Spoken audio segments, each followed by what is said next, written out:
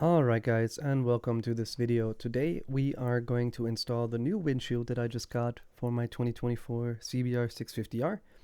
I'm going to take you through the entire process and we will see what the difficulties were, what the before and after looks like, and I am also going to show you why I think you should not purchase the same windshield that I did at the moment. So at first, you just gotta start by pretty much unscrewing the windshield. There's just 4 screws. It's really easy to do. Best you get an automatic screwdriver or a torque wrench or something like that, and it shouldn't be an issue at all. And then the windshield pretty much just pops straight out.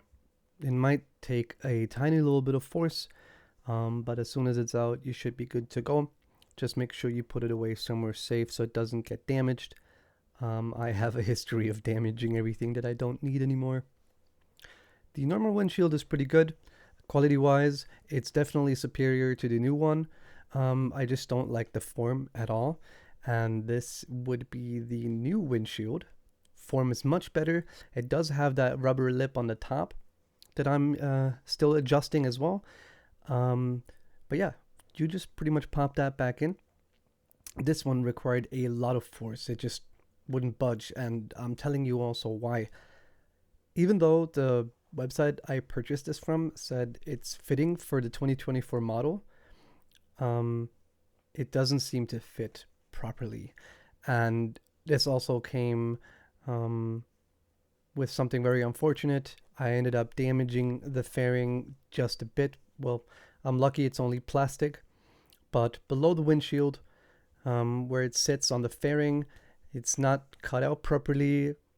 So I'm thinking this is only meant for the previous year models, not for the 24. It's street legal for the 24 model. Still, I'm not 100% convinced that it's actually perfectly supposed to fit. But yeah. Continuing on, I just realized that there are these rubber spacers that you need to also put on the new windshield. Getting these in, oh my god, that was so annoying. It took some time. You can use a screwdriver. I use my keys to, squish them in there. I just want to avoid any kind of vibration with the bike while riding, so that's why I chose to do that. I think you can also install them with something else, maybe like a third-party spacer or something. Anything that you have that's made out of rubber should work, like a small rubber spacer. But yeah, as soon as we got that done, it took forever, and man, my hands were numb after that. We're just gonna pretty much pop that windshield back in, and as soon as it's done, you pretty much just need to tighten all the bolts again. There isn't any specific Newton meters you need to look out for when tightening them.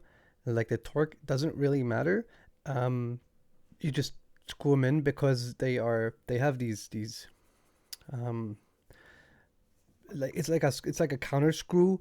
It keeps spinning forever. You can't really turn it to the end at all. So it doesn't matter what you do with that.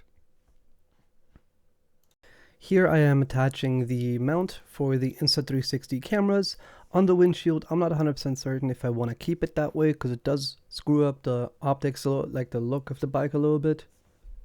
I do still have the motorcycle mount that you can get with the Insta360 cameras. That one is heavy duty and very good quality, so I might just keep those and use them for the mirrors.